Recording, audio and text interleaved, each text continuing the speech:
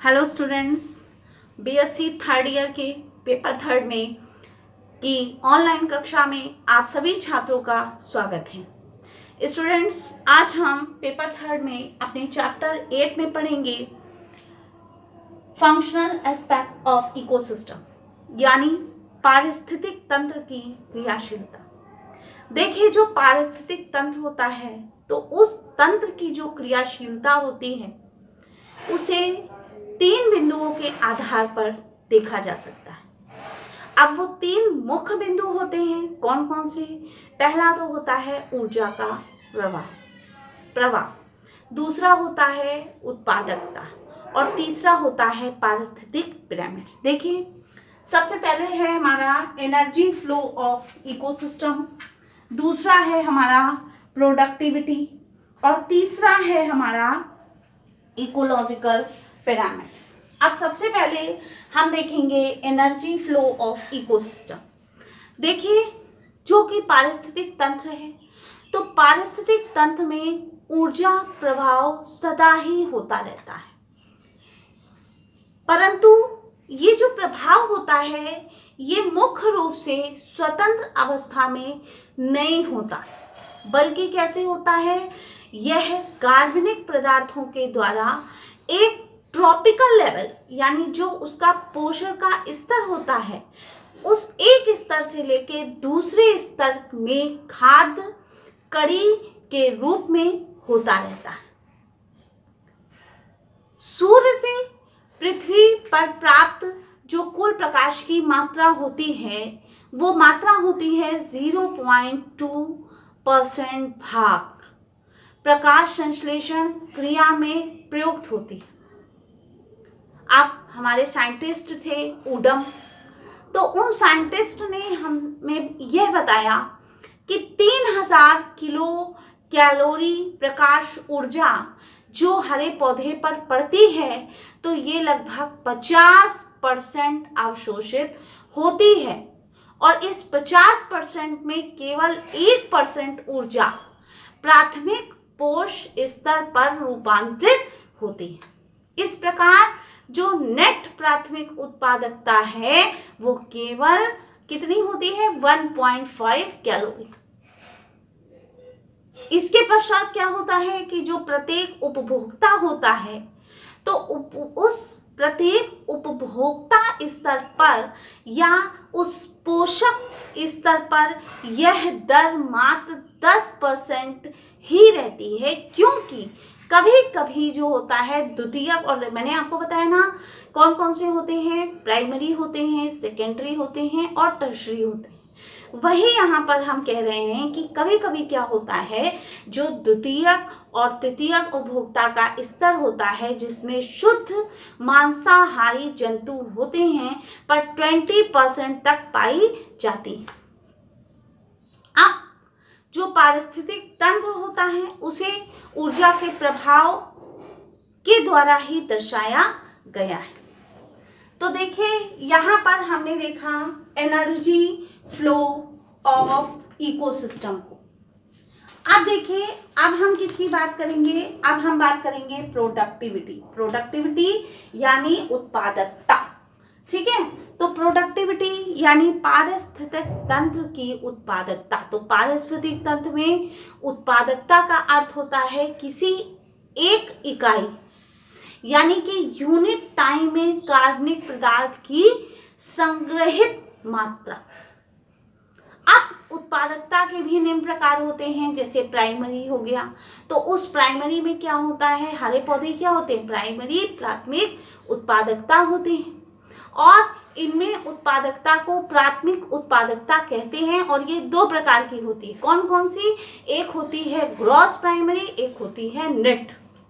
तो ग्रॉस में क्या होता है कि यह जो होता है प्रकाश संश्लेषण की क्रिया द्वारा उत्पन्न संपूर्ण कार्बनिक पदार्थ होता है और इसमें स्वयं पौधे जो हैं वो श्वसन में उपयोग किया हुआ कार्बनिक पदार्थ भी सम्मिलित रहता है। अब नेट प्राइमरी में क्या होता है कि जो संपूर्ण निर्मित कार्बनिक पदार्थ होता है उस कार्बनिक पदार्थ का कुछ भाग प्राथमिक उत्पादकता स्वयं अपनी जीवन क्रिया के संचालन में प्रयोग कर लेता है। तो ये तो हमने बात करी किसकी, प्राइमरी की।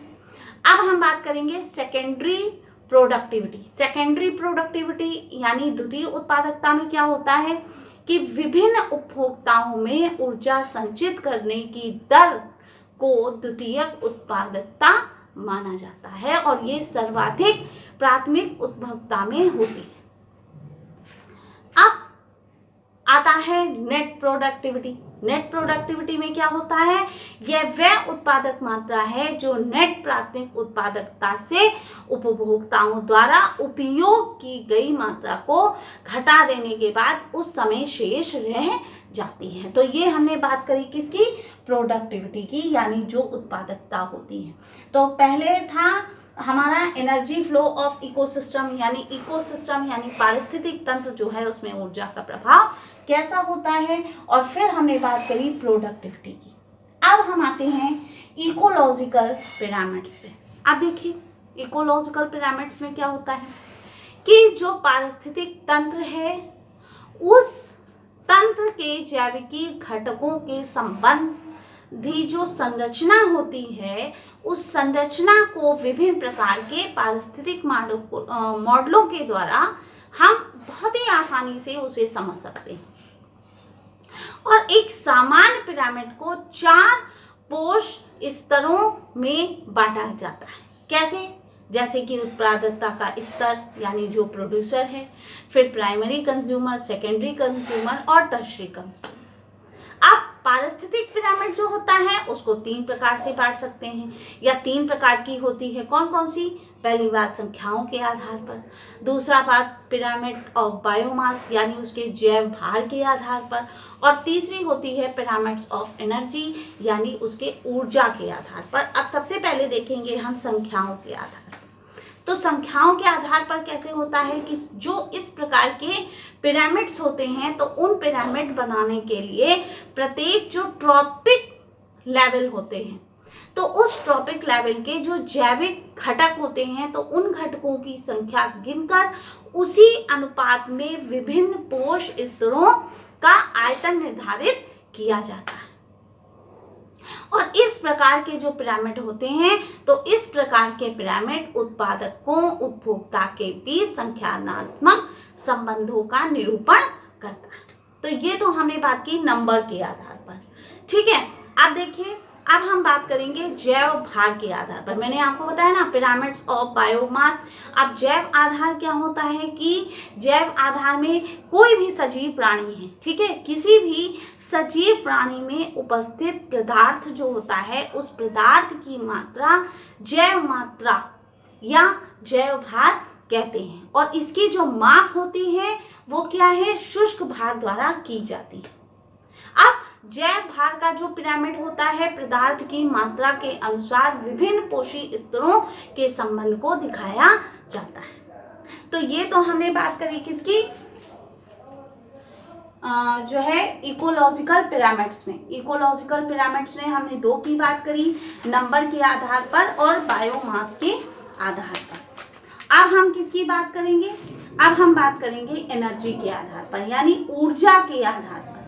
अब देखिए ऊर्जा के आधार पर किस प्रकार से हम कह सकते हैं। अब देखिए ऊर्जा के आधार पर यानी कोई भी जो भी पारिस्थितिक तंत्र है तो उस तंत्र में उपस्थित संपूर्ण ऊर्जा के साथ ही प्रत्येक पोषी स्तर में उपस्थित ऊर्जा का निरूपण ऊर्जा के पिरामिड के द्वारा होता है और ऊर्जा की मात्रा को अभिव्यक्त करता है। अब जैसे ऊर्जा का प्रभाव हमने आपसे कहा सदैव एकदिशीय होता है, तो एकदिशीय में क्या है, इसका मतलब है कि जो ऊर्जा है वो सूर्य से पारिस्थितिक तंत्र में प्रवेश करता है और जब प्रवेश करता है तो स्वयं पोषी द्वारा संग्रहित कर ली जाती है। फिर अगले पोषी जो होते हैं स्तरों पर क्रमिक रूप से उसको हस्तांतरित करते हैं और ऊर्जा पूर्व स्तरों पर कभी भी वापस नहीं लौटती। अब दूसरे रूप में हम कह सकते हैं कि प्रत्येक पोषी जो स्तर होते हैं, तो प्रत्येक पोषी स्तर पर ऊर्जा के स्तर में ह्रास होता है, या फिर हम ये भी कह सकते हैं कि जो विभिन्न उपापचयी अभिक्रियाएं होती हैं तो उन अभिक्रियाओं में ऊष्मा के रूप में नष्ट होती है। तो हमने यहाँ पे बात करी किसकी, इकोलॉजिकल पिरामिड्स की। यानी इकोलॉजिकल पिरामिड्स में हमने ये सब देखा कि इकोलॉजिकल पिरामिड्स में हमारा क्या क्या हमें देखने को मिलता है, यानी नंबर के आधार पे, बायोमास के आधार पर, एनर्जी के आधार पर, ये सारा हमारा इसी के अंतर्गत आता है।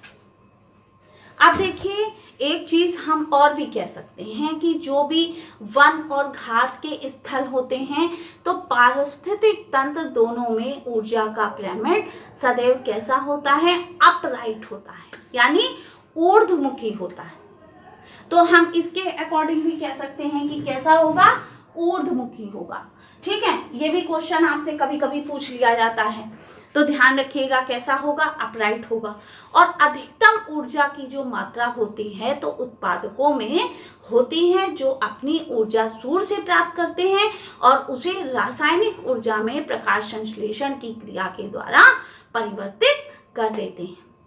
तो आज हमने अपने चैप्टर 8 में फंक्शनल एस्पेक्ट ऑफ इकोसिस्टम यानी पारिस्थितिक तंत्र की क्रियाशीलता के बारे में पढ़ा, और जिसके अंतर्गत हमने energy flow of ecosystem, productivity of ecosystem और इकोलॉजिकल पिरामिड के बारे में जाना। आई होप आज का ये चैप्टर आप सबको समझ में आया होगा। इसके आगे हम अपना नेक्स्ट चैप्टर कल डिस्कस करेंगे। Thank you.